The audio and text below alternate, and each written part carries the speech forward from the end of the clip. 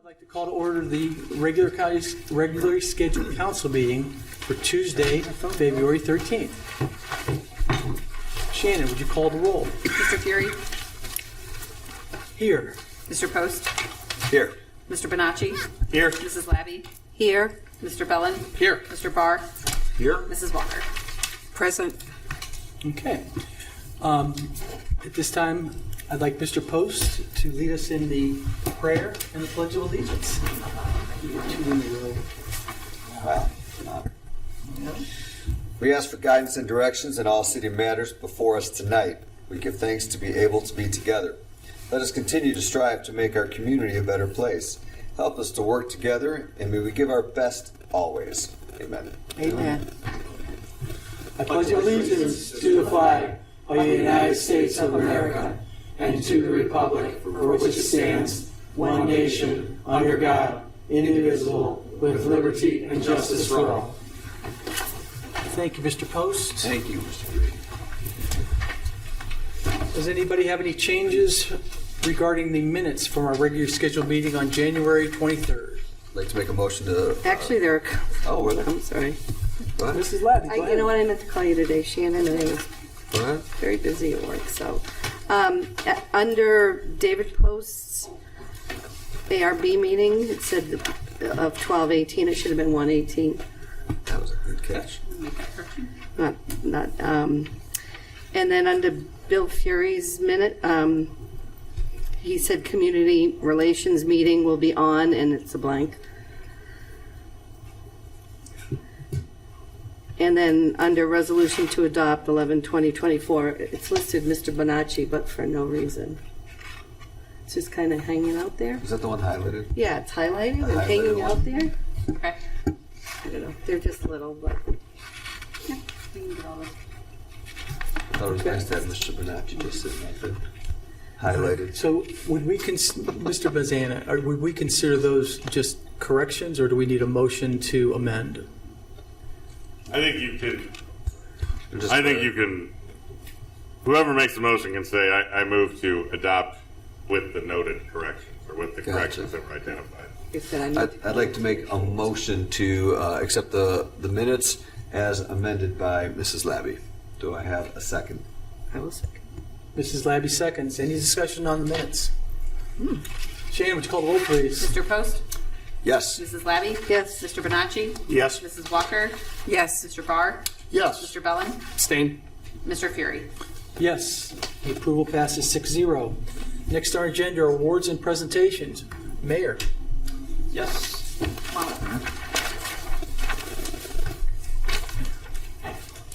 This is Naren Boya.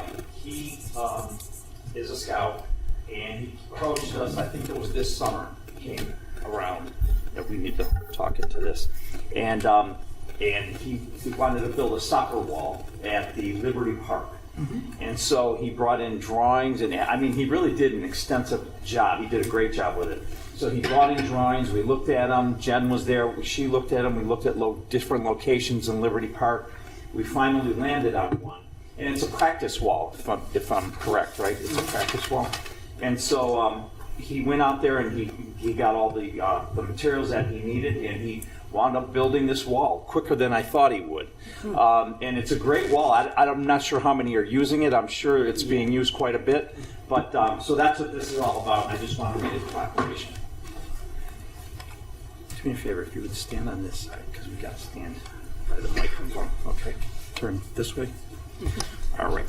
And this says, whereas the administration, council, and residents of the city of Twinsburg, Ohio, extend congratulations to Naren Voya for his achievement in earning the rank of Eagle Scout. And whereas Naren, a member of Troop 223, earned the rank of Eagle Scout on October 12, 2023. And whereas Naren began his scouting journey in 2013 as a Cub Scout in Seven Hills, then in Pack 67 in Twinsburg, and currently Troop 223 in Twinsburg. And whereas Naren's Eagle Scout project was constructing a soccer kicking wall at Liberty Park, Niren recognized that soccer is an important part of the Twinsburg community and wanted to build something for the kids to use during soccer practice and while waiting for practices and games. Funds were raised by working with Brett Harney of the AYSO, as well as members of the Troop 223 in Twinsburg and his sister Sonia's Troop 500 of Solon. And whereas Niren, the son of Nerev and Rinky Boya, is currently a sophomore in Twinsburg High School, is a member of both the golf and tennis teams, and aspires to attend medical school in the future. And now, therefore, I, Sam Scafidi, Mayor of the City of Twinsburg, express my congratulations to Niren Voira on achieving the prestigious and honorable rank of Eagle Scout. I further congratulate his parents, along with family, friends, and fellow Scouts as they gather to commemorate this special occasion. In witness thereof, I have hereunto subscribed my name and caused my official seal to be affixed this 13th day of February 2024. So, Niren, thank you and congratulations. Thank you. Yeah, congratulations.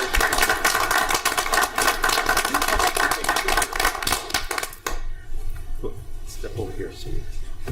I think he's coming over here.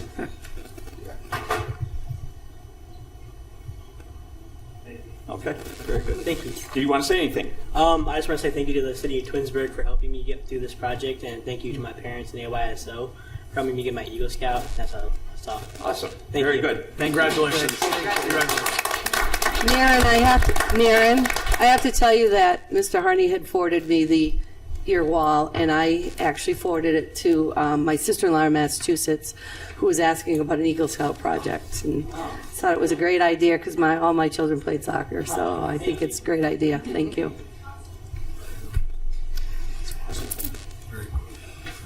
All right. The next presentation will be, we'll talk about tax incremental financing. Rebecca Ziegler, our Economic Development Coordinator, is going to go over that. And thank you for coming this evening. All right. Good evening. So, I'm going to give you a brief overview on the basics of tax increment financing and what it might mean for us here at the City of Twinsburg. So, there's only 4 or 5 slides here, so don't worry, I won't be up here all evening, but I am happy to answer any of your questions. These are some of the most common questions that people do ask when implementing a TIF, aka what is TIF? It's an economic development tool that's widely utilized all over the United States. 49 out of 50 states use TIF. Arizona is the only one that doesn't. Currently, there are 1,850 as of today occurring in the state of Ohio, and in Summit County alone, there are 260 active TIFs. That could be a TIF district. I also just want to emphasize that even if it's just one parcel that has a TIF on it, a tax increment financing incentive on it, it's still called a district. So it doesn't mean it has to be a huge, wide downtown district. It has been implemented in Ohio since 1976. This has been around for a very long time. We've never brought one forth to you all, as far as I'm concerned, from the city of Twinsburg. So it is not a new tax. I just want to reiterate that. It is not an increase of a tax. It's not an increase. It's not a tax, even though the terminology is called tax increment financing. So no worries there. Slide, sir. Thank you. How does TIF work? So the city will initially vote on it, which is what you all will be. It's on its first reading tonight for 4 of those parcels. Then over time, typically 10 to 30 years, the property values of that TIF rise. That's with renovations, new construction typically of a parcel, of a vacant parcel. The property owners will continue to pay the property taxes as they were frozen, and then a portion of that increment is put into a different bucket, kind of diverted funds. And then those funds can be used for public infrastructure projects. Slide. So this is just a really broad brush example. I just wanted to walk you through it really quick. So if a base value is $85,000, say you own a parcel here in Twinsburg, it's vacant, it's worth $85,000, we would freeze it in 2024.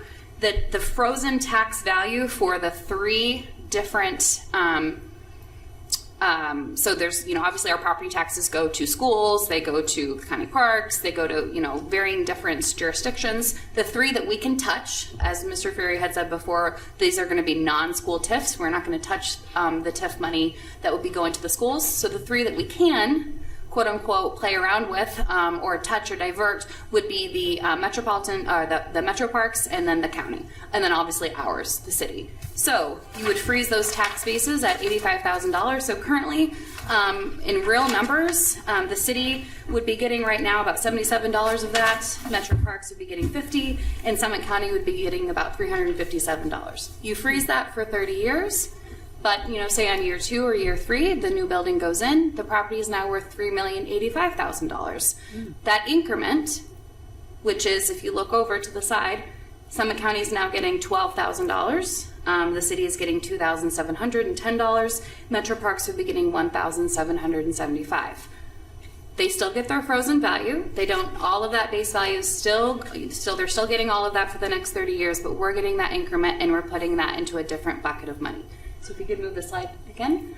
So this is just another way to look at those numbers. In green, it looks a little blue on the screen, right-hand column. The county, metro parks, and the city. Again, those are the only three that we can divert funds from because we're doing a non-school TIF for these 4 parcels. Comes to be about 25% of those property taxes. Again, that money, that increment, it gets put it into that fund. Slide, please. So then what can you use the money for? That's also what you would be voting on or discussing and passing in legislation. None of these issues or none of these projects or this isn't willy-nilly. These are all decided for by Ohio Revised Code.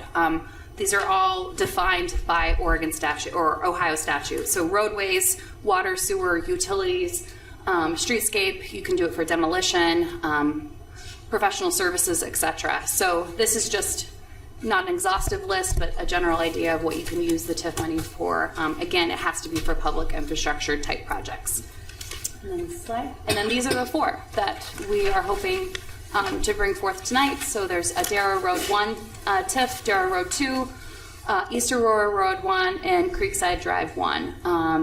Pepperell Fuchs is going to be the industrial site there, and then we have Holt Orthodontics, Bright Path Kids is a daycare, and Kitty Academy is also a daycare. So that's all I had. Very, very general, but Can it only be done on something where it's currently not built, or can we put a TIF around the entire city? Yeah, that's a great question. Can't be more than 300 acres. Total combined or in one location? One location. Yeah, I actually had to get clarification on that. I thought it was total combined.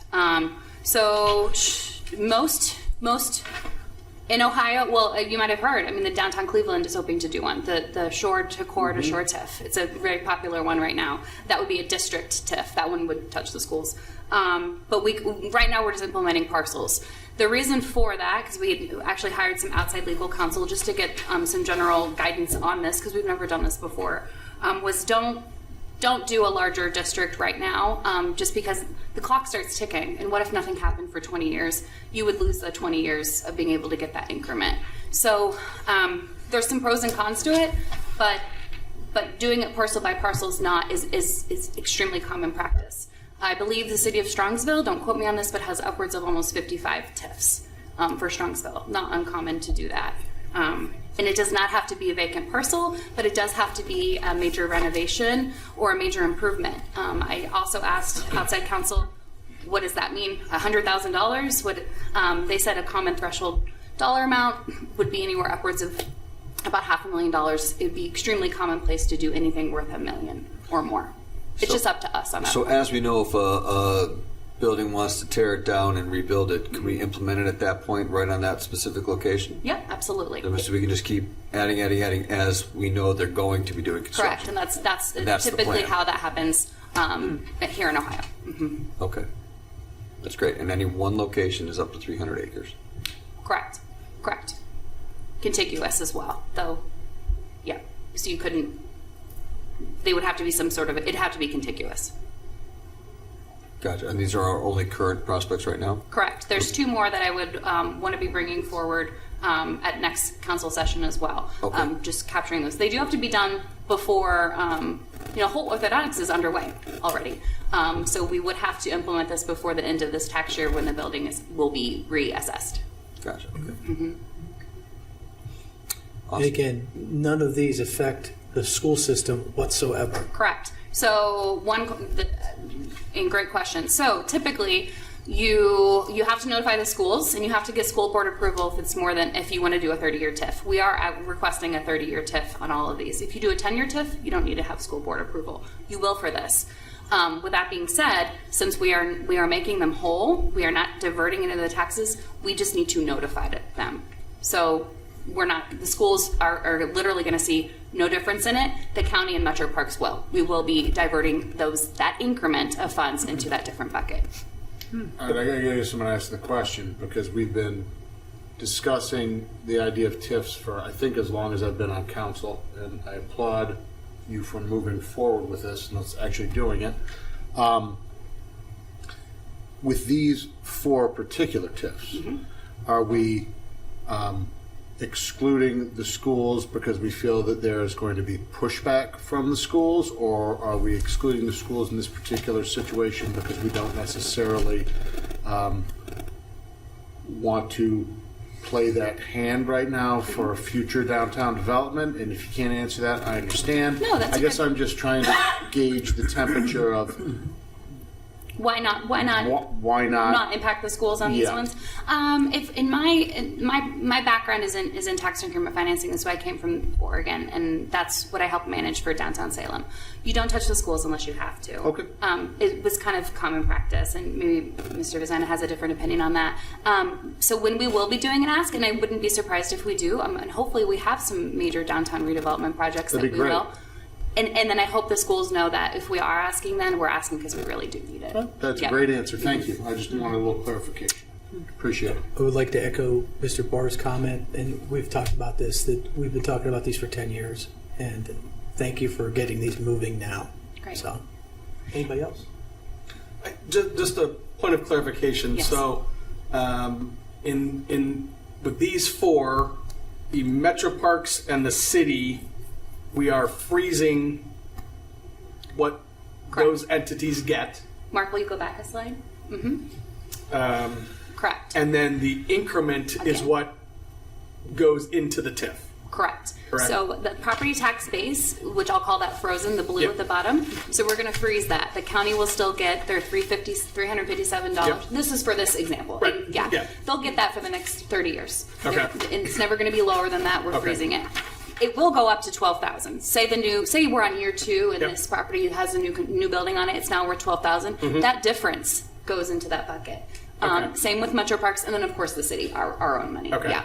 So in the example where you're saying we're not touching the schools, which again I understand is for not these. Yep.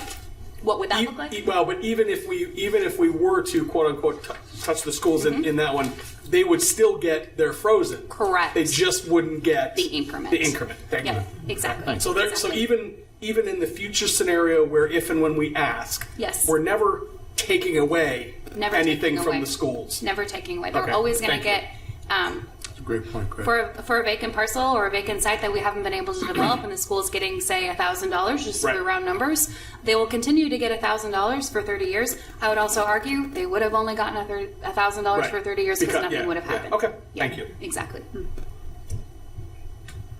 And just to, these are very conservative numbers, but to put it into perspective, I mean, we've been working on some numbers and we have basic assumptions that we can go off of. Obviously, property values increase. How much money are we talking about here? Roughly with these 4 parcels, we're looking at about every year about an additional $150,000 to $170,000 in revenue to the city. Into the TIF. Correct, into that bucket. Thank you. Correct. Thank you for clarifying that, into that TIF bucket. And again, that money has to be spent on public infrastructure projects. I can't pay a private developer to do something with that. So, and that's where sidewalks can happen, service garages, new roads, new utility lines, that sort of thing. Things that are needed. Is it fair to say that TIF money though can be spent outside of those TIF areas? Yeah, that's a really good question. That's also why the downtown Cleveland one is getting some pushback right now. So the argument there was, they're freezing TIF in this district and then they want to spend money outside of that district, and how much money should they be allowed to spend outside. You do not have to say we're putting in sidewalks. Say we decide we're going to do all new sidewalks. The sidewalks do not have to be on that specific parcel, but they do have to directly impact that parcel. Thank you. So hopefully we'll do more as well. They have to directly impact that parcel. So let's talk about Pepperell Fuchs, which is down by CVS. Correct. So if we do downtown development with that, how does that directly affect the parcel way down there? Unless I'm not understanding that. Separate issue. Separate. When we do a downtown redevelopment project, Yeah. that would be a separate TIF. Is that what? No, I thought you were saying that if we do any improvements, it has to still affect that location. Did I misunderstand that? No. I think if I'm hearing you correctly, so say we decide that we want to put a new sidewalks in. We want to use some of the Pepperell Fuchs TIF money to put in new sidewalks in, but a mile north of Pepperell Fuchs. Could we justify that we're adding and creating linkages all the way from downtown all the way to Pepperell Fuchs? Are we connecting up the sidewalks? That would be an appropriate use of funds. That's directly impacting that parcel. Might be a bit harder to justify putting in a sidewalk 19 miles down the lane that it wouldn't touch the Pepperell Fuchs site. I guess is that the question that you're asking? Yes. So if we use this for streetlights and flower beds and all these things that are statues and all that to make our downtown look cozy and inviting and warm and draw people in. I would argue you couldn't use the Pepperell Fuchs for that. That's my question. And that's why they'll be in separate funds too. All four of these have to be in separate funds. Right. So not just a TIF fund, a general one. They have to be in a. We don't call it Pepperell Fuchs, but we're calling it Dura Road 1, I believe. We're calling, Creekside Drive 1. Those would have to be. So that was my question. Is how do we, it's such a separate entity way down there? Exactly. Okay. And that's why, and I think the goal for, if there is a downtown redevelopment TIF that we'd be bringing forward, the funds that we use for that would be for the flower baskets you're thinking of, the sidewalks, the streetscape improvements, Right. that sort of a thing for that actual TIF. A little bit different because that would be, I'm envisioning more of a district for that. Right. Perfect. A real district. per se. Thank you so much. Yeah. Rebecca, a question. So we have one of these parcels that's pretty far along the way. Yeah. Maybe it's more for the law director. Do we run into a challenge of a nearly complete project versus one that was more shovel ready? Yeah, that's a. I can do it if I'm gonna give it a go, and then maybe he'll chime in. So I asked our legal counsel about this as well because it's already happening. As long as we are able to, we do have to do it before it gets assessed again and before the property is completed. It is anticipated to be completed in the fall, so we have until December of this year to implement a TIF to freeze the parcel. So in 2024, we'll be freezing it. What's another example? Pet suites. We missed the opportunity on that. There's a lot of other larger ones that I don't want to say missed opportunity. I think we were focusing on CRAs and other types of incentives. We have a new administration now. We've had the time is right to implement TIFs. So.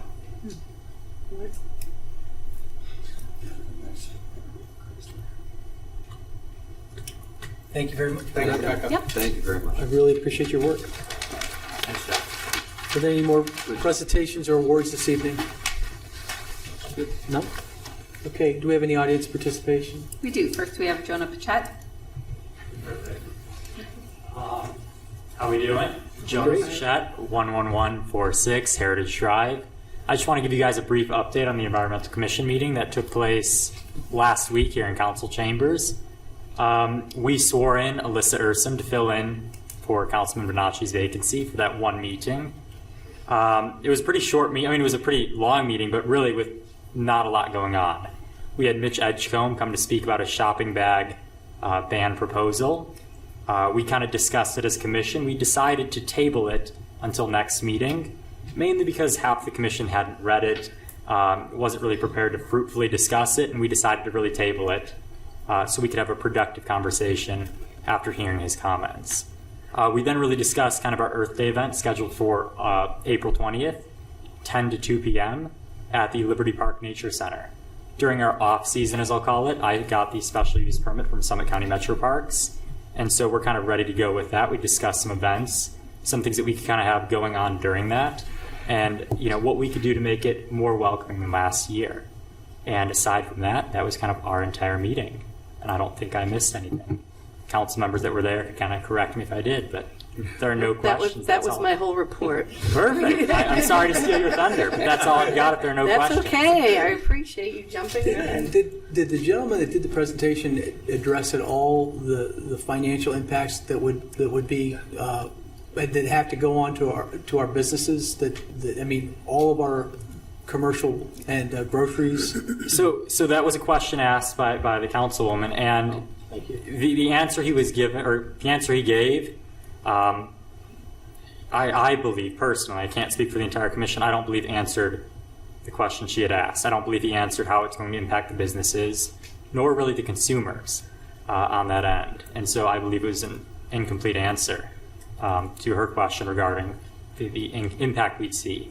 I mean, The discussion was actually tabled by Jonah because a lot of the, we thought we'd discuss it at a later date when he wasn't present and just kind of really go into some more detail. that's fine. I just, my concern is, so if we put this through, how many hundreds of businesses use those within Twinsburg for multiple things, and what's the financial impact to them? And also, what's the convenience impact if somebody knows that they can go to Aldi's in Bainbridge as opposed to Giant Eagle in Twinsburg? And that was a point that did come up. We did mention, and I believe it was me that brought it up, the convenience of simply driving to, even Portage County, right? People will choose convenience over, an inconvenience every time. And Again, sounds like you guys are on the right track. Those are the questions I would have had before we would do anything to push this forward. And again, I think those are serious issues that we need to figure out before we would do anything. absolutely. I will tell you, as a newbie, he ran a great meeting. Thank you. Great. Appreciate it. I'd also be curious if the county's doing anything. For Cuyahoga County, I know banned bags, that the county did that, not an individual municipality. So Correct. I was there when that happened, and then there were a lot of cities that their council opted to not follow it because the state came out with their own ban, which was that you cannot ban single-use plastics. So the okay. county, if you go to somewhere in Solon, businesses can choose, or countywide, they have to provide paper bags. Cities can opt out of participating in the ordinance. So I know, like, the city of Brook Park passed an ordinance saying we're not going to require our businesses to adhere to the bag ban. I mean, Giant Eagle or Market Fresh, whatever, and so on. I think I pay for those paper bags. 5 cents. I'm not sure what the 5 cents. fee is, but anyway. I don't think we're going to legislate our way into changing human behavior. I mean, it doesn't work with policing. It's not going to work with plastic bags. But I applaud the efforts to reduce waste in the landfill. Absolutely. I think I reminded the commissioners we're not a legislative body on the Environmental Commission, and so at our next meeting we will, discuss it, and if there is a recommendation, it will be brought forth to you all. But we shared many of the same concerns. It seems the impact, this ban would have in Twinsburg isn't substantial for the environment. It's more a county issue. So that seems to be where many thoughts were heading. Okay. And so that's kind of where we left off. Education and outreach, too. I mean, That was what you another guys have always report. excelled at, in my opinion. The Environmental Commission's always been such an active member of getting out to the community and the programs. And I think education is going to be the key to this. I mean, the thin film plastics thing is a constant conversation at our house. So it Absolutely. doesn't go in the recycling bin. Jonah also reiterated that they were a recommending body and not a legislative body. Yes. I wanted to make that very clear to our commission members. So, thank you. Okay, thanks, John. Nice job. Nice job. Okay, moving on, we have council. Next, we have Sheila Williams. Oh, I'm sorry, Mrs. Williams. I apologize. I thought we were done. Always a pleasure to hear from you. And I'm still going to wish you happy Valentine's Day. Happy Valentine's Day. Happy Valentine's Day. There's a lot going on in the health department. We are looking for a health director. I don't know. Were you aware? I wasn't sure if you'd been made aware. The director, Donna Scota, she's retiring at the end of the year. The job is posted. If you know anyone that has a public health Masters Plus, and they have all these different things they're asking for, which is like French to me. It's on the website. She's been with us, I've been there I think about 15 years, and she came from Cuyahoga County. And she will be missed. The gentleman who she replaced, she was the assistant to the director of the health department. So I wanted to make sure I made you aware of that. We have a lot of things going on. As everyone's taxes went up, the county's money that they receive went up from 3 mills up from 11. But we're not paying anymore. So all the communities are not paying anymore. So that was a good thing. But I want to talk about something that really impacted me. It's called Recovery Friendly Workplace. It is for people that have addictions or mental health issues. And we've just hired a woman. She's our public health coordinator. And the numbers were staggering to me. Only 6% of employees seek out help. So you have 94 people that may not be playing with a full deck that we're just not aware of. And I think the thing at Joel Osteen that happened just the other day, the shooting at the church, which was very tragic, the family came out and talked about how they had been trying to get some assistance for her. And, you know, I can think of people who roamed around Twinsburg that had mental illness, and everyone knew them. The police department knew them. The Hardy boy, the Hardy family from Twinsburg Township. He roamed around all over the city. And then you have people that are autistic that the public really needs to have some knowledge of. You know, my girlfriend's son is 6'3" and like 320 pounds. And my suggestion to her was you need to have the police chief make the officers aware if there's a call to your address, because he's a nonverbal autistic child. And, you know, all of these different behaviors. I'm going to ask council to maybe invite this woman out during a caucus to give us a presentation. She's a recovering opioid addict, I think she said. And the thing of the treatment was the one that shocked me, that people are concerned about it. I know it's hard to get insurance, health insurance, if you've been treated for any type of disorder. You sign off to let them look at your records, and if you've had any type of mental health problems, it can raise your rate, or they can say they're not going to insure you. And I think that's what keeps a lot of people. And you have to be honest. I tell people all the time, Sally didn't just wake up at 18 with problems. Sally had problems, and David can attest to it. The problems were in elementary school, and everyone decided they weren't going to deal with it because they didn't want to deal with the parents. And I think this might be something good for our workforce staff people too, because people are carrying a lot of baggage now. And that's what I took away from her presentation, the statistical numbers and everything that she gave out. Everyone has a family member with a health challenge, whether we say it out loud or not. I think this would be something good. I'll make sure Shannon has the information, how to get in touch with her, to give a presentation to council to make you more aware. We're hiring a medical assistant to help the doctor that we have on staff. And we have 2 seats to be filled. I can't believe I'm saying the city of Reminderville has an opening for the health department. And then the city of Monroe Falls. We have a new president, Dr. Mimosa. She's a medical doctor. Every year, someone has an opportunity to be president. I've always told him I really don't want to be in charge of anybody but myself, because I have health issues. So, you know, I'm not as good as David with controlling myself. But it was a very good meeting. The future looks good. The health department is solid.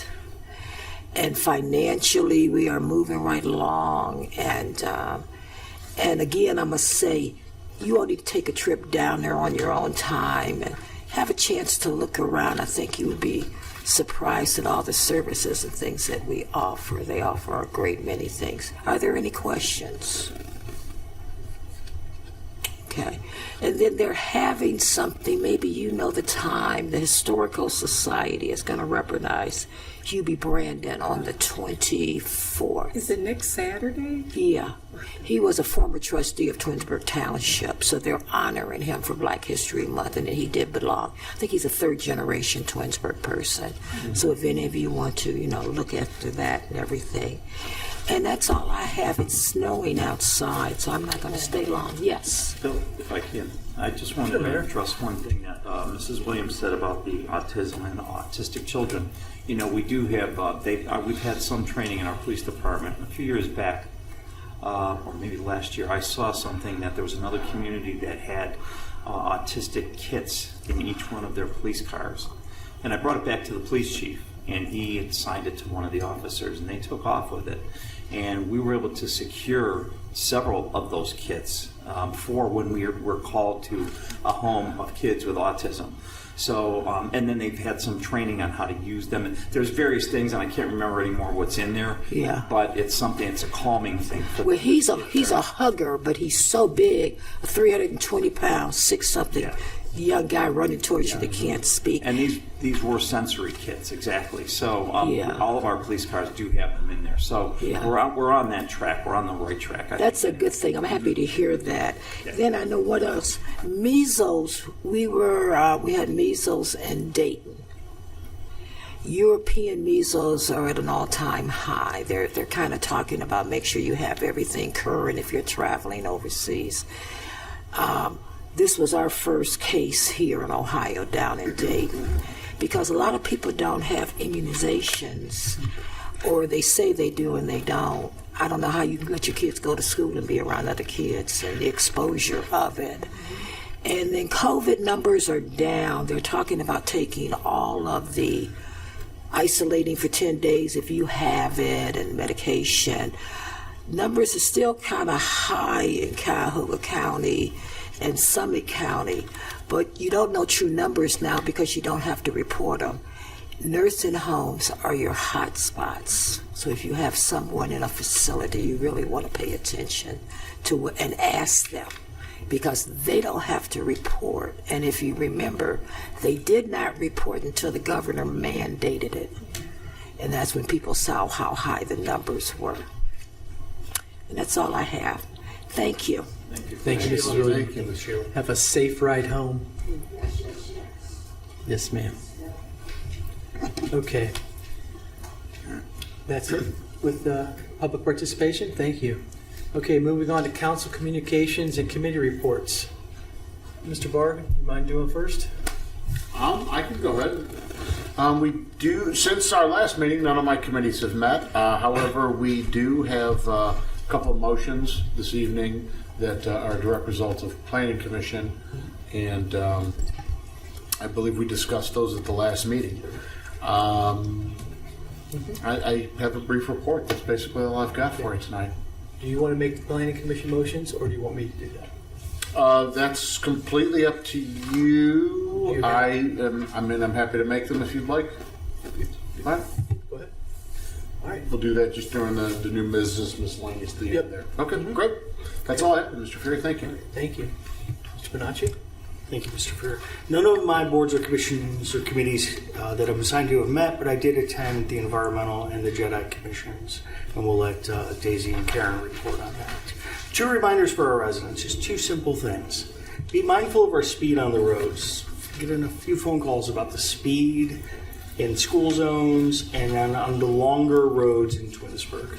And then also be mindful of where we put our waste receptacle cans. Some parts of our city are not monitored by our homeowners association.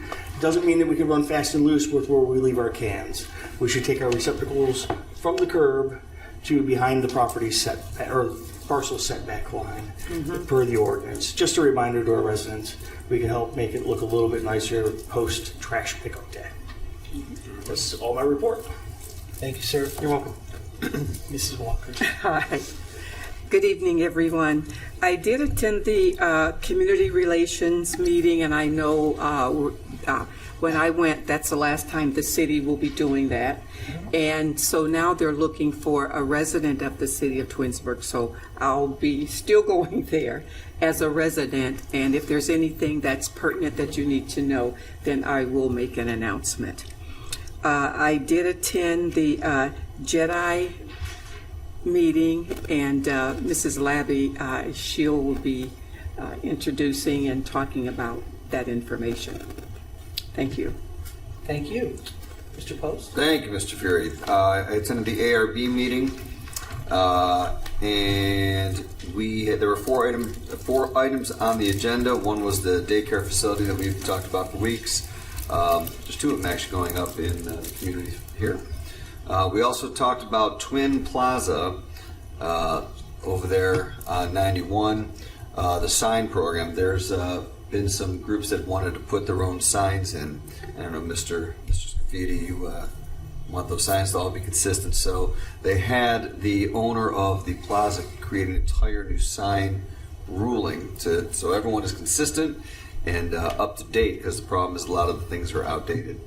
And they said it's the best sign program that the city has seen, according to the building department and according to the ARB, which is great. And then there were just a couple of things. Resto Dent is going in there as well, so that we talked about their sign. And then a demolition of a house in the C5 district. And it was just a pretty clean meeting. The next meeting is this Thursday, 6 o'clock. And we'll see you all there. So that's all I have. Thank you. Thank you. Mrs. Labby? Good afternoon. Good evening, actually. I attended the Jedi meeting on February 5th, and as an outside observer, and I noticed that we have two new members on the committee who were very instrumental in taking control of the meeting. One is Sharon, who I know a lot of you have met, and he actually created a new logo. There were options, and they voted on it. So that has taken 3-4 years, Daisy, to come into fruition. So, and he did it in a couple months' time. So I got to give a shout out to Sharon. The next day, I attended the Environmental Commission, which Jonah so eloquently delivered a great synopsis of what went on. I did have the opportunity to swear in Alyssa Ursum, which was great that we have a new person for that committee. The following day, I attended Twins Days Committee, and their big talk was about the next year will be their 50-year celebration. So that's big doings over there. Also, in observance of Black History Month on February 5th, I attended the Twinsburg PTA Diversity, Equity, Inclusion Committee meeting presentation, along with Daisy and Chuck.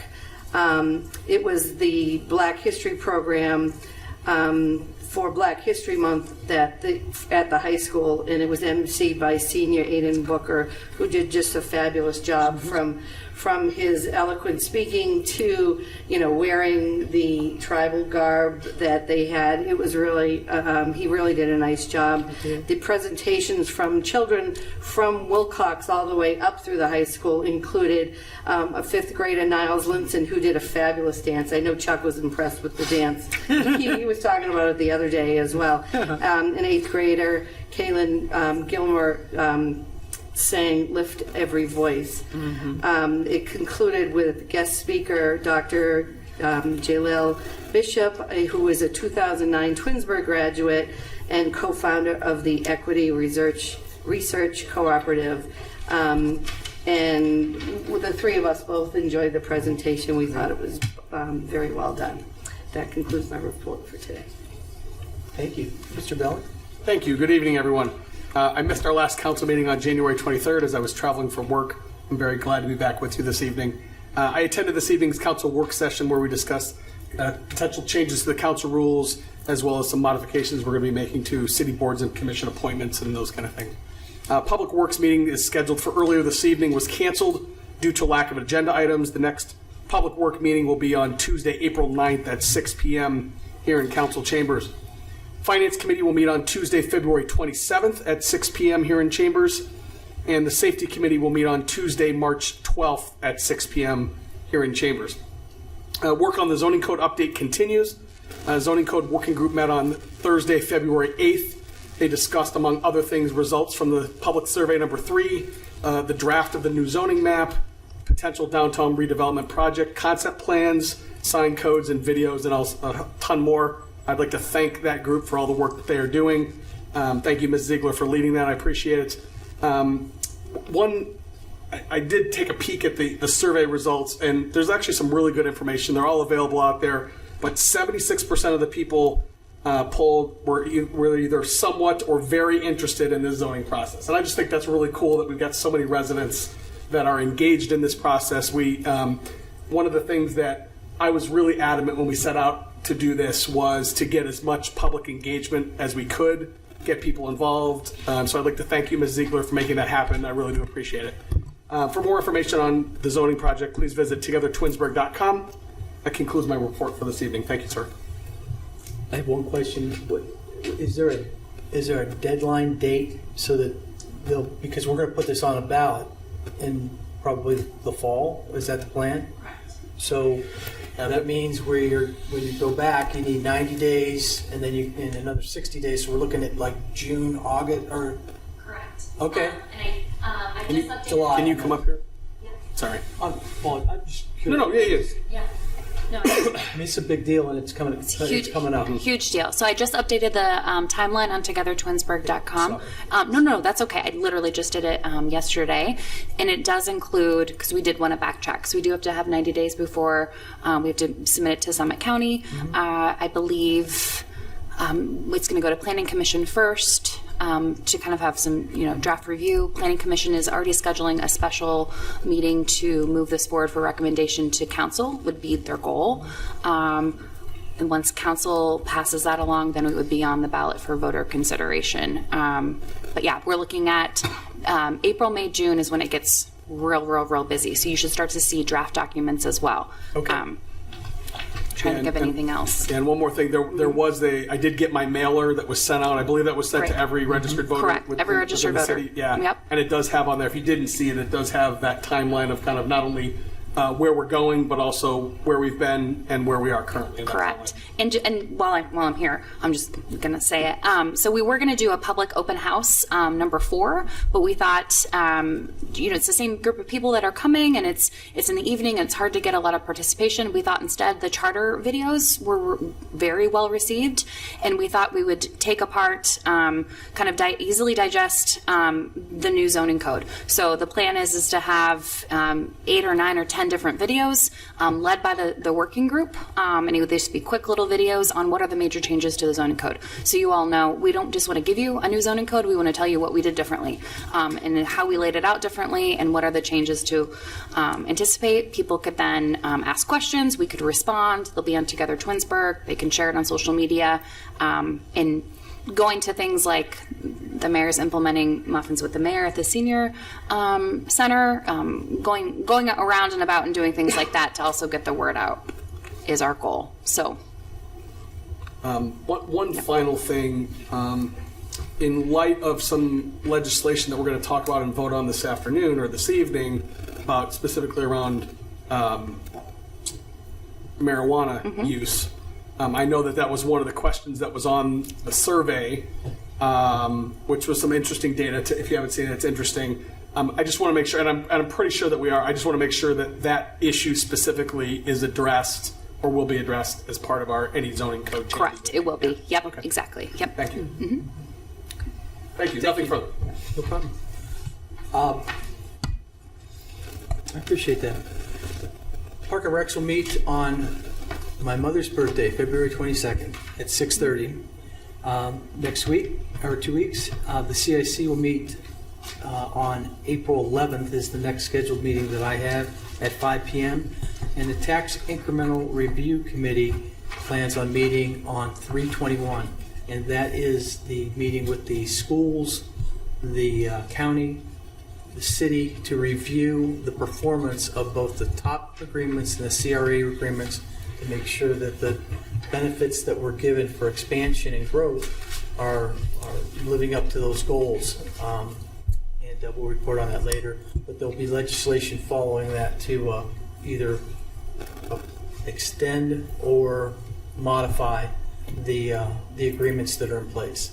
And we're going to do a first reading on one tonight later, but TOP and CRA have been great for the city of Twinsburg as far as maintaining and bringing people in, so good program. And that's all I have this evening. Mayor Scafidi. Thank you. Good evening. I do have a few announcements tonight. I do want to, first of all, I'm sure most of us have heard about this already, but I would like to publicly recognize one of our part-time firefighter paramedics, and that is Izzat Abdullah, or as he's also known as Izzy. On the morning of February 8th, he lives in Parma, by the way, and on the morning of February 8th, somebody went into, I believe it was cardiac arrest, and they actually smashed into his car. And so that morning he went right into service and administered CPR. And he continued to do so until the Parma Fire or Rescue Squad arrived on the scene. And they were able to get the victim over to the hospital. And the last report we had, and I'm not sure what his status is today, but he was in critical condition. But, Izzy, so the fire department, Parma Fire passed along to our fire department that they're going to be issuing some sort of citizen commendation in the future for him. And it should be noted that, again, the crash was on his property. But, he went right into action and didn't need to. He was off duty, and he saved this person's life. Hopefully they're still alive and doing well. So I just wanted to pass that along to Izzy and just say thank you for, working here in the city of Twinsburg and for what you've done. And that he's done a great job, and I really appreciate him. And I'm sure his the family of the victim appreciate him as well. The other thing is, I don't know if any of you have received calls, but we got a few calls here that there was deer culling going on at Liberty Park, and they saw people out there killing deer, of course. So we didn't know anything about it. I said the mayor's office was not informed, so we called our police department. We thought maybe they were, and they were not informed as well. So in turn, then we called the Metro Parks, and we were forwarded to somebody that's in charge of the program. And we tried to straighten that situation out, because when our residents call and they want to know, we'd like to know what's going on as well. So they're going to change their process, and we're going to be notified through our police department or through the administrative office. But we will be notified. But they let us know that week, I think it was just last week, that they were going to be calling that week, and they did Liberty Park on Monday, but they're going to be moving around to different areas, so we should be informed. And so again, if we get any more calls, or if any of you get calls, feel free to call here and we'll share that with you. Or if we get the information ahead of time, we'll make sure that we get it out to you via email, so you're aware of what's going on. They did make a mention to us, though, that the venison is being donated to the Akron-Canton Regional Food Bank, so they wanted to make a note of that. One thing that we did last week, with the weather being the way it was, over the weekend I was looking at the weather and seeing what was going on, and I thought I need to talk to Jim and to Brian, which is our golf pro and our head of maintenance of the golf course. So Monday morning they came in my office and sat down, and I proposed to them that we open the golf course. Something that we have never done in my time here. I'm never aware of the golf course opening in the winter time. So they agreed, finally agreed at the end of our meeting that we were going to open the golf course. So we did open it on the 7th, and it ran through actually yesterday that we were open. And I got to tell you, I'm really proud of those guys, because they took on this project. And, Brian's been an advocate of that all along. I don't think he's ever wanted to see the golf course closed. He would have kept it open all winter if he could. But, it turned out to be fruitful for us. At the end of the day, we had over 167 rounds of golf played in those few days, to the tune of $12,193 that we brought in the wintertime, when typically we would have never brought that in. We sold gift certificates. We had, of course, golf cart fees. We had golf rounds played. I mean, and people were just enjoying it. When Brian shot that out on his website, he told me the phones immediately started ringing, and 2 of the days they were completely booked out. they could take no more reservations. So it was really really a great thing that they did by opening the course and continuing to do it. And we're going to continue to do that through this winter anytime that we can. I believe it was closed today. It got to the point, and even in the bad weather over the weekend, because Saturday I believe was a little bit cold and rainy, but they still had golfers out there. Still warm enough to play. It was in the 50s. Yeah, but they still played, So it turned out to be really good, and we let the carts out too. There was talk about just having pull carts, and we talked about that, and I thought that's going to be a deterrent to anybody coming out there. So we allowed the carts, and we just had to watch it. They had to keep them on the paths, and it turned out to be really well. And so I'm happy that we did that, and we'll continue that practice from here on in. Good. Another thing I want to mention real quick, on March 20th, which is on a Wednesday, we're going to have their annual State of the City address. It will be at the Hilton Garden Inn. 7:15 is the breakfast buffet, and the program will start at 8:15, and it's going to be the same format as we used last year. I think that went very well, being able to highlight the department heads and show what they do. I mean, who better can explain what they do than them? And truthfully, I want to make sure that their faces are out there. Everybody gets to know them and gets to see them, who they are, and then they can put a name with a face if they have to call in. So I'll be opening the meeting, and then the departments will take over, and I expect it to be another successful day. As was mentioned earlier, I think I'm starting a new program with the seniors this Thursday, and it's called Muffins with the Mayor. And so I went out and purchased muffins for our seniors. It's going to be at 10 o'clock in the morning. I believe they had to make reservations, and we'll have coffee and juice and water for them. And it's just a kind of a time to get to talk with our seniors. I go to all of their events, and during the events, there's so many things going on there that they're busy, and I'm walking around talking to people, but sometimes they want to talk to me, and they've got a question, and it's kind of hard to really concentrate on what they're saying and for us to really have a conversation. So I thought this is going to be a great opportunity to sit with our seniors and talk with them, and just to see what's on their mind. I'm going to give them a presentation of some things that I think might be of interest to them. And then I took it even further. I thought, what's even better than this? I'm going to bring a department head with me as well. And so it's going to be held quarterly. This week we're going to have Amy Moore is going to be joining me. And I asked Amy, I said, just give them some interesting facts for them. Things that, some of the projects that we're going to be doing maybe in their neighborhood, replacing their street, their sewers, or, whatever that might affect them as they're traveling through the city this summer and construction season starts. So Amy's going to do that, and then there'll be questions from the seniors. So I'm really looking forward to this on Thursday, and I hope that it's going to be a good turnout, and I hope that we can continue to do that. So that's another thing we're getting into. Earlier, I think Mr. Post mentioned Darrow Road Plaza, and we do have 3 new businesses coming in there. Rest-O-Dent is a new dental office. We have a smoke outlet coming in there, and they're occupying empty spaces. And then, much to my surprise, but I'm happy about it, we have Joe's Coffee is coming back to Twinsburg. And as you remember, Joe's Coffee was set up in the Massara Plaza, and in their coffee trailer or food trailer. I wasn't real pleased about that, and I don't know if council remembers at the time, but I talked about it. We've got empty spaces in that plaza, and then we've got businesses setting up in the parking lot. Didn't make sense to me.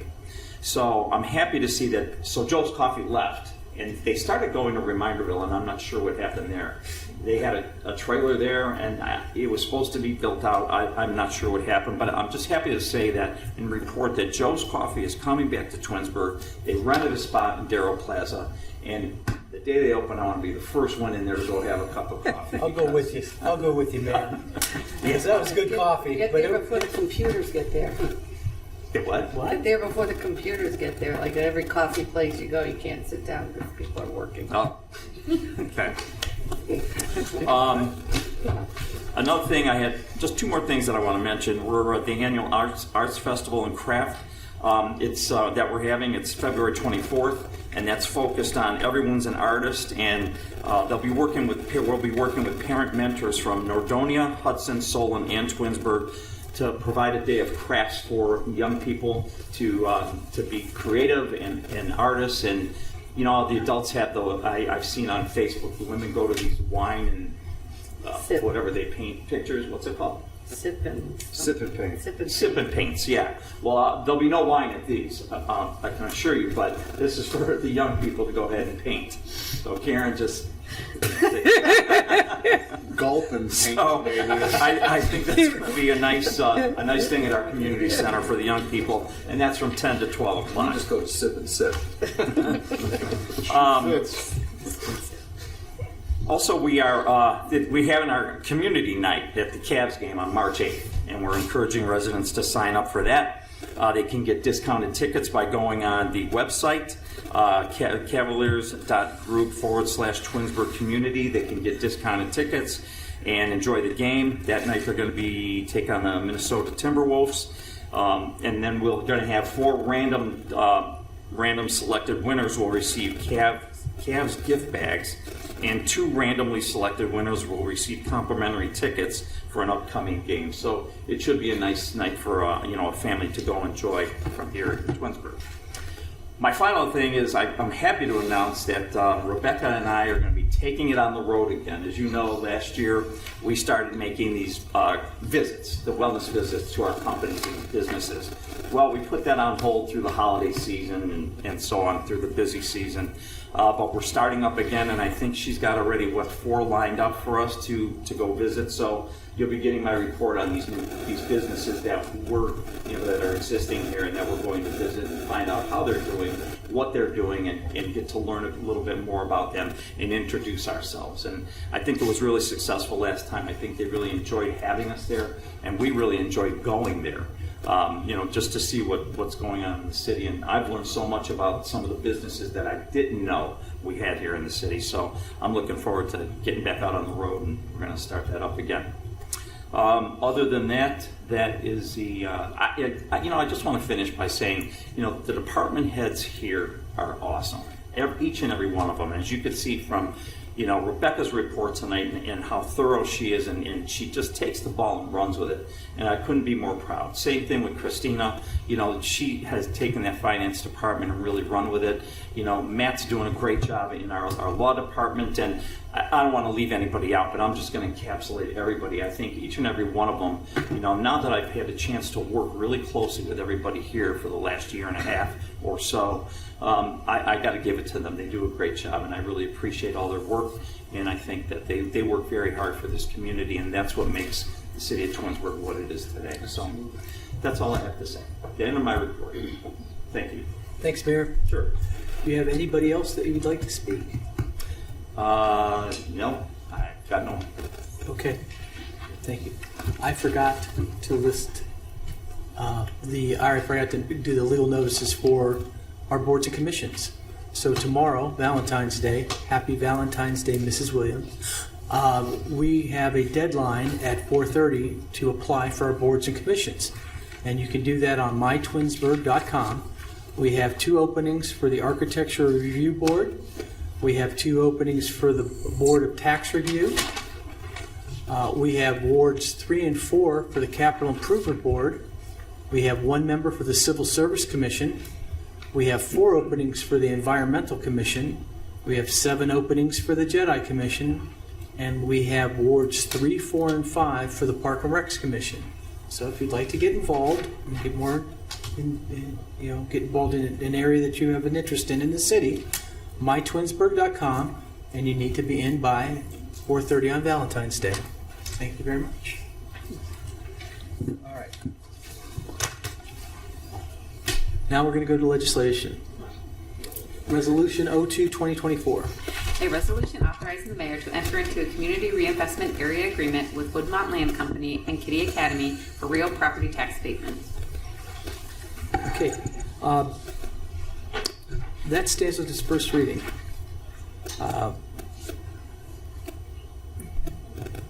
Resolution 04. You wanted emergency on that? We're actually, It says second reading. Oh, I'm sorry, I misread that. All right, so I make a motion that we adopt Resolution 02-2024. Is there a second? Second. Mrs. Walker seconds. Is there any discussion? This is this project's worth $3.75 million. This will be 25 full-time jobs and anticipated payroll of $700,000, and is a CRA agreement for 25% over 5 years. Shannon, would you call the roll? Mr. Fury? Yes. Mrs. Walker? Yes. Mrs. Labby? Yes. Mr. Bellin? Yes. Mr. Barr? Yes. Mr. Bonacci? Yes. Mr. Post? Yes. Okay, Resolution 02-2024 passes 7-0. Resolution 04-2024. A resolution expressing the intent of the City of Twinsburg in 2024 to sell by internet auction personal property, including motor vehicles and other property referenced in the revised code 721.15, which are no longer needed for public use or are obsolete or unfit for use for which they were acquired. Okay. I'd like to make a motion to adopt Resolution 2024. Is there a second? I will second. Mrs. Labby seconds. Any discussion? And this allows us to put items that we're no longer using in the city on an auction so that we can recover some funds for them. Shannon, would you call the roll, please? Mr. Fury? Yes. Mrs. Labby? Yes. Mr. Bonacci? Yes. Mr. Post? Yes. Mrs. Walker? Yes. Mr. Bellin? Yes. Mr. Barr? Yes. Okay, Resolution 04-2024 passes 7-0. Resolution 09-2024. A resolution authorizing the mayor to enter into a contract with Windstream to provide internet connection services to the City of Twinsburg. Okay, that stands on its second reading now. Resolution 10-2024. A resolution authorizing the mayor to enter into an agreement with the Ohio Department of Transportation to perform bridge work within the City of Twinsburg Corporation limits. Okay, that stands on its second reading now. Ordinance 12-2024. An ordinance accepting the bid of Parent Asphalt Company for the 2024 road improvement project and declaring an emergency. Okay, at this time I'd like to make a motion to suspend the rules and place Ordinance 12-2024 in its third and final reading. May I have a second? Second. Mr. Bellin seconds. The reason that we want to waive the three reading rule is so that we can build this road as quickly as possible. So, let's see. Would you call the roll on the emergency? Mr. Fury? Yes. Mr. Bellin? Yes. Mrs. Labby? Yes. Mr. Bonacci? Yes. Mrs. Walker? Yes. Mr. Post? Yes. Mr. Barr? Yes. Okay, the suspension of the three reading rule passes 7-0. Now I'd like to make a motion to adopt Ordinance 12-2024 as an emergency. May I have a second? Second. Mr. Bellin seconds. Okay, this is our 2024 road program. These have gone through capital improvements, and the total value of this of the road program this year is $1.627 million. Are there any other comments? Yeah, I just want to just thank everybody involved with keeping the roads in the city of Twinsburg as part of this program and other things that we do top notch. I mean, you drive around neighboring cities and cities across Northeast Ohio, and without exception, Twinsburg's road in general are better than just about anywhere else. I recognize, and I just want to thank everybody. I agree. Mm-hmm. Okay. Any other comments? Shannon, would you call the roll, please? Mr. Fury? Yes. Mr. Bellin? Yes. Mr. Barr? Yes. Mrs. Labby? Yes. Mr. Bonacci? Yes. Mr. Post? Yes. Mrs. Walker? Yes. Okay, Ordinance 12-2024 passes as an emergency 7-0. Ordinance 13-2024. An ordinance accepting the bid of Northeast Ohio trenching for the Glenwood Drive water line and declaring an emergency. Okay. At this time, I'd like to make a motion to suspend the rules and place Ordinance 13-2024 on its third and final reading. May I have a second? Second. Mrs. Walker seconds. The reason that we want to suspend this is we want to get this contract in place as soon as possible to fix the water lines on Glenwood Drive. Is there any other discussion? Okay. Shannon, would you call the roll on the three reading rule? Mr. Fury? Yes. Mrs. Walker? Yes. Mr. Post? Yes. Mr. Bellin? Yes. Mr. Bonacci? Yes. Mr. Barr? Yes. Mrs. Labby? Yes. Okay. Suspension of the three reading rule passes 7-0. Now I'd like to make a motion to adopt Ordinance 13-24 as an emergency. May I have a second? Second. Mr. Bonacci seconds. Again, this is the Glenwood Drive water line project for $585,000. Any other comments? Shannon, would you call the roll? Mr. Fury? Yes. Mr. Bonacci? Yes. Mr. Barr? Yes. Mrs. Walker? Yes. Mr. Post? Yes. Mrs. Labby? Yes. Mr. Bellin? Yes.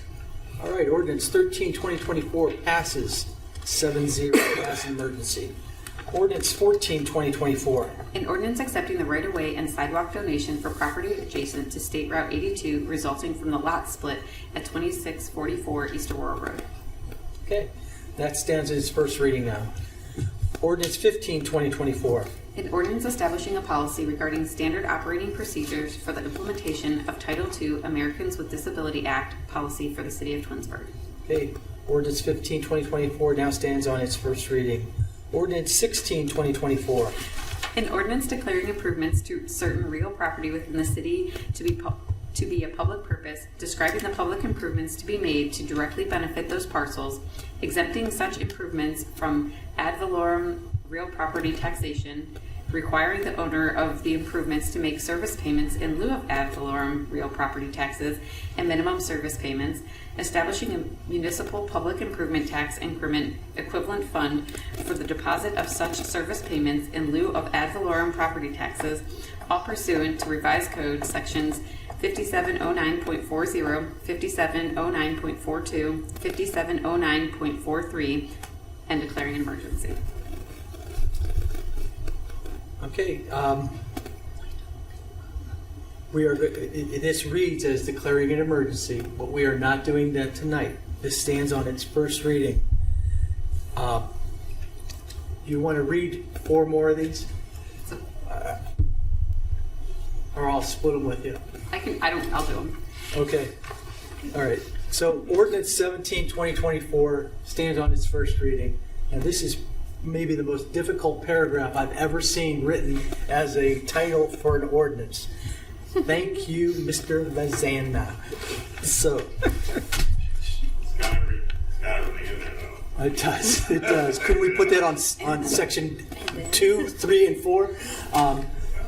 Thank you very much for being thorough. Shannon, would you please read ordinance 18-2024?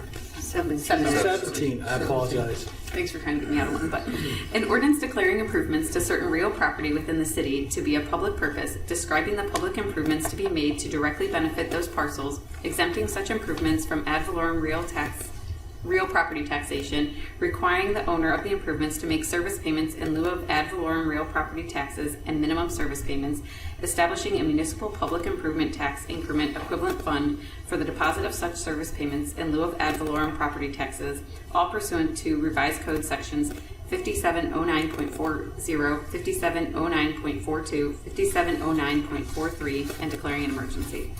Thank you. Ordinance 17-2024 now stands on its first reading. It's readings every week. This is great. She's got 3 more times to do this. Ordinance 18-2024. An ordinance declaring improvements to certain real property within the city to be a public purpose, describing the public improvements to be made to directly benefit those parcels, exempting such improvements from ad valorem real property taxation, requiring the owner of the improvements to make service payments in lieu of ad valorem real property taxes and minimum service payments, establishing a municipal public improvement tax increment equivalent fund for the deposit of such service payments in lieu of ad valorem property taxes, all pursuant to revised code sections 5709.40, 5709.42, 5709.43, and declaring an emergency. Thank you. Ordinance 18-2024 now stands on its first reading. When the mayor and I first started on council, Mr. Vazana, the law director, read the legislation, and I bet if you were reading this, it might be a little bit more condensed. That being said, It would definitely take longer to read. That being said, Do it till midnight.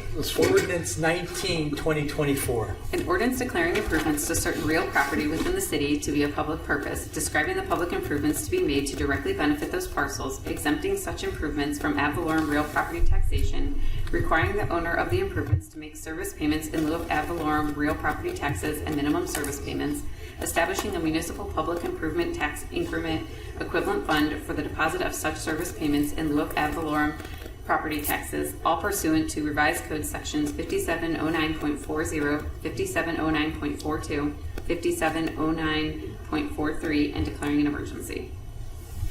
Ordinance 19, 2024 now stands on its first reading. Ordinance 2024. An ordinance amending Ordinance 56, 2022 regarding the policy for handling of contracts for capital improvement projects in excess of $50,000. Ordinance 2024 now stands on its first reading. Ordinance 2124. An ordinance establishing a moratorium on accepting for filing and consideration and or issuing occupancy permits for any building, structure, use, or change of use that would enable the cultivation, processing, distribution, or sale of recreational marijuana for a period not to exceed 12 months and declaring an emergency. Okay. This time I'd like to make a motion to suspend the rules and place ordinance 21, 2024 on its third and final reading. Is there a second? I will second.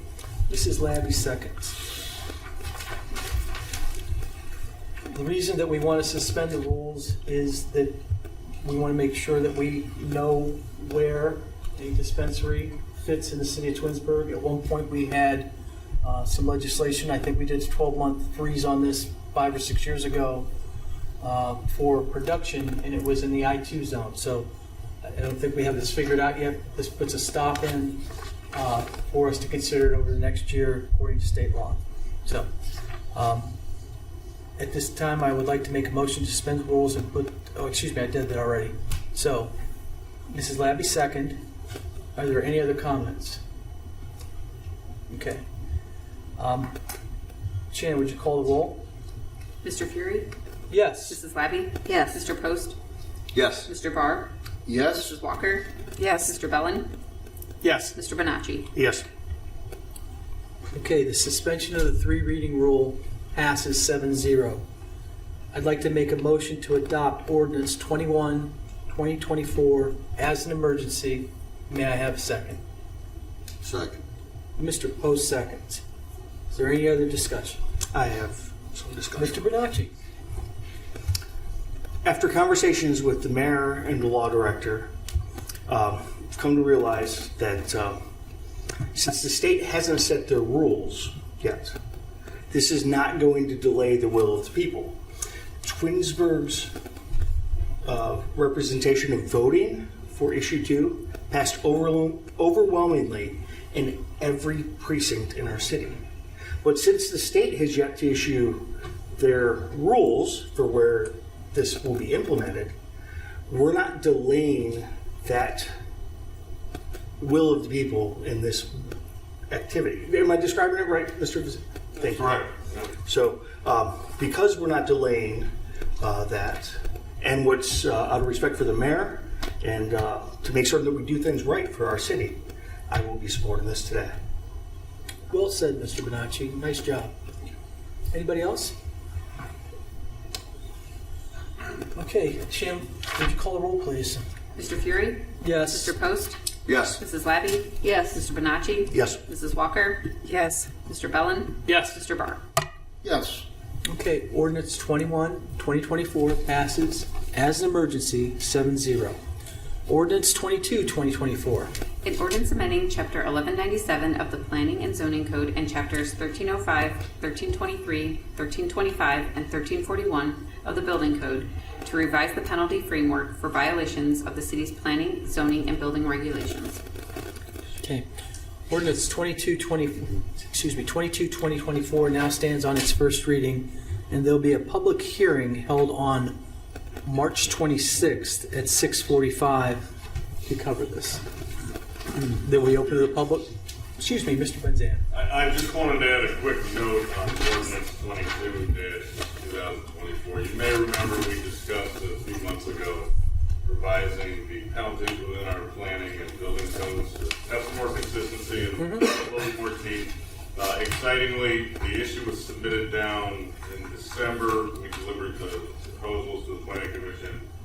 I then went to a January meeting, if my memory is correct, and we talked through all these. The Planning Commission has recommended the same view. And by that I mean, took the staff recommendations and said we like this. We given an affirmative nod, and tonight that came back to you for the first reading tonight. So after we do the public hearing, it will be actionable, and I'll be happy to answer any questions over the next 4 meetings on that. So take a look at it at your leisure. Either give me a call, or we can have a conversation in public meeting, or both. Thank you. Thank you. I would just want to make sure and just remind you, Mr. Vazan, and you, Ms. Ziegler, if this were to pass 3 readings from now, I just want to make sure that we are taking this change to the zoning code into account with the modifications in November. That's all. Yep. I just want to make sure it doesn't get lost in the shuffle. Yeah, for sure. Thank you. Okay. Again, ordinance 2024 stands on its first reading, and there'll be a public hearing on 3/26 at 6:45. Resolution 23/2024. A resolution authorizing the city to enter into an agreement pursuant to the Omnia Cooperative Purchasing Program for the acquisition of a 2024 Jacobson Eclipse 360 gas electric T-mower and declaring an emergency. Okay, at this time I'd like to make a motion to suspend the rules and place Resolution 23/2024 on its 3rd and final reading. May I have a second? I'll second. Mr. Barr seconds. The reason for the suspension of the 3 reading rule is so that we can buy the lawnmower in time to cut the grass when it stops snowing. Shan, would you call the roll, please? Mr. Fury? Yes. Mr. Barr? Yes. Mr. Bellin? Yes. Mrs. Walker? Yes. Mr. Post? Yes. Mrs. Labby? Yes. Mr. Bonacci? Yes. Okay. Now I'd like, okay, the suspension of the 3 reading rule passes 7-0. I'd like to make a motion to adopt Resolution 23/2024 as an emergency. May I have a second? Second. Mr. Bellin seconds. Any discussion? Yeah, I just, this, even though this is an emergency, this did go through CIB. This is replacing a unit, I believe, from 2008. So that particular unit doesn't owe us anything. So, again, just wanted to point that out. No problem. Any other discussion? Okay. Chair, would you call the roll? Mr. Fury? Yes. Mr. Bellin? Yes. Mr. Bonacci? Yes. Mrs. Walker? Yes. Mrs. Labby? Yes. Mr. Barr? Yes. Mr. Post? Yes. Okay. Resolution 23/2024 passes as an emergency 7-0. That concludes the legislation portion of our meeting tonight. We go to unfinished business, new business, and miscellaneous. Mr. Bonacci. No report. No problem. Mrs. Walker. I have nothing, thank you. Mr. Barr. Yes, Mr. Fury, good evening. I do have a couple of motions that came out of the Planning Commission earlier in the month. The first motion that I'd like to make this evening is that we make a motion for approval of a final site plan for a child daycare facility on East Aurora Road, located in the C5 Mixed Residence Business District, is recommended for approval with conditions by the Planning Commission at their January 22nd, 2024 meeting. May I have a second? I'll second.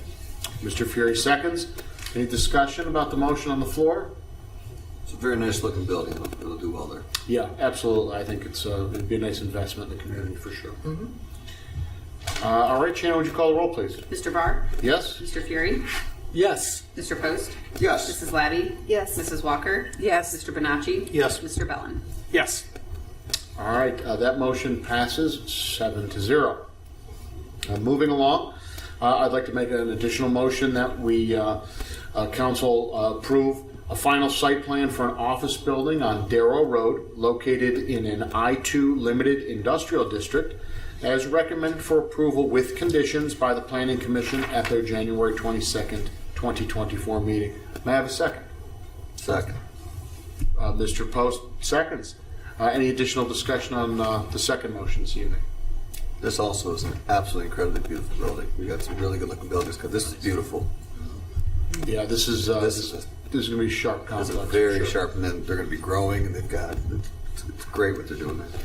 Yeah, this is, I mean, the intention with this building was that this is just the first phase of a multi-phase project as the company grows. So good to see it. Trails and basketball courts for their employees, Yeah. and it's just incredible. Good to see an investment in the city. I appreciate it. Any additional discussion? Shannon, would you call the roll, please?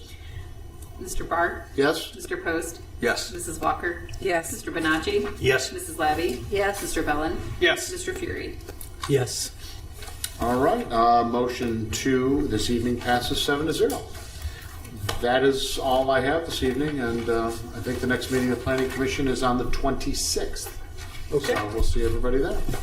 Thank you, Mr. Barr. Thank you, sir. Mr. Post? Oh, you just finished business. I'm like, I thought you were asking me to make the next motion. Going down the list. Yeah, I'm cheating. I'll She make gave that me a motion list if you of want. names. You know. You're being called in the order that Shannon wanted to hear from you. Gotcha. So, I'm just looking at the motion. It's all good. No, I have nothing. Thank you. Okay. Mrs. Labby? I have nothing further this evening, thank you. Okay. Mr. Bell? Yeah, just one quick thing here this evening. We got a newsletter from Summit County Prosecutor Sherry Bevan Walsh, and among other things in here, she's there's an article called Discord Dangers on here, and I just want to read the first 2 paragraphs real quickly here. As parents and caregivers, we do our best to protect our children. We make sure to warn them about certain dangers to make sure they take precautions when they are out of our sight. But with social media, they can be a daunting task. Most of us heard about the dangers of more mainstream apps like Instagram, TikTok, Snapchat, and others. There have been documented reports of online bullying and threats made to children on those apps. Discord is a relatively new social media app. It's not to say that it's a dangerous app or a bad app, but it's just one that if you're not familiar with, I would suggest you familiarize yourself with it. Your kids are most likely on this app. There are things that you can do from a privacy settings standpoint and those kind of things. Again, just be on the lookout. That's okay. It's not, again, I'm not, no red flags, but just be on the lookout. For more information, you can go to co.summit.oh.us/prosecutor. Nothing further this evening. Thank you. Thank you, Mr. Bellin. I would like to make a motion for the December council meeting to be moved to December 3rd and December 10th. We do this annually so that we don't have a council meeting on Christmas. I'll second. So, Mr. Barr seconds. Is there any discussion? Oh, excuse me. I wasn't looking. I did that blind, Chuck. I'm sorry about that. Okay, Mr. Bonacci seconds. Are there any other comments? Shannon, would you call the roll? Mr. Fury? Yes. Mr. Bonacci? Yes. Mr. Barr? Yes. Mr. Bellin? Yes. Mrs. Walker? Yes. Mr. Post? Yes. Mrs. Labby? Yes. Thank you. The motion passes 7-0. I heard you. At this time, I would like to recognize Mrs. Labby's birthday. Happy birthday. And here is a card from council celebrating with you. Thank you. It looked like you had a lot of Very fun. much. I saw the pictures. It was Yeah, I did too. So, happy birthday. no fun I, at will all. not, I have some for others, but I know that you'd rather I don't. So, Thank you. you're welcome. All right. That's all I have. Mr. Scafidi, do you have anything you'd like to talk about? I have nothing further tonight. Thank you. All right. Mr. Vazana. No, sir. Nothing more to add. All right. In that case, I'd like to make a motion to enter into an executive session to consider the appointment, employment, or discipline of a public employee or official. May I have a second? I'll second. Mr. Bellin seconds. Is there any discussion? Shannon, would you call the roll, please? Mr. Fury? Yes. Mr. Bellin? Yes. Mrs. Yeah. Labby? Yes. Mr. Bonacci? Yes. Mrs. Walker? Yes. Mr. Post? Yes. Mr. Barr? Yes. Begrudgingly. Okay. The motion to go into an executive session passes 7-0. When we get out of the session, I will report briefly and close the meeting. And that will be the only actions that are taken for the rest of the evening. Thank you.